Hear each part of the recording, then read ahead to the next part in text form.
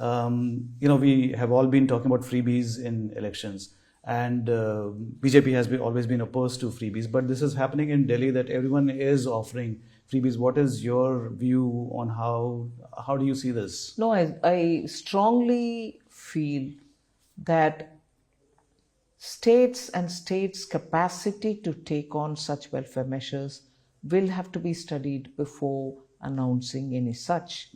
And I strongly believe such a homework is done by BJP-ruled states, and only then do they announce it, because you take the example of any number of states which were BJP-ruled, and while going to the elections, they have come up with solutions. Such solutions, they have been budgetarily provided for.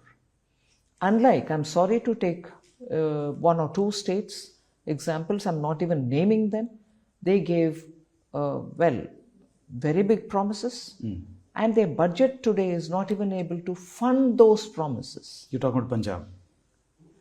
Himachal Pradesh, Karnataka. States which have had fairly good financial fiscal situation are also now reaching situations which they are not able to fund themselves. And if the assembly doesn't pass it, or if assembly passes because they have good majority, also will you look at intergenerational burden that they are putting on, which your current generation cannot bear, but you're passing it by borrowing money and putting it on to the next generation. People immediately also say, oh, the central government's borrowing is also, yes, during COVID we borrowed big sums. But haven't we, in the last budget, which is July budget, very clearly showed an indication that we want to bring the debt to GDP down.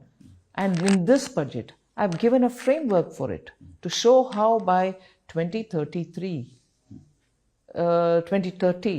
we will bring India's GDP, debt to GDP down to close to 50%, plus minus 1%.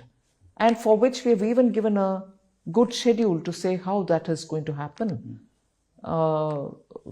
Also understanding the position of fiscal deficit in that context.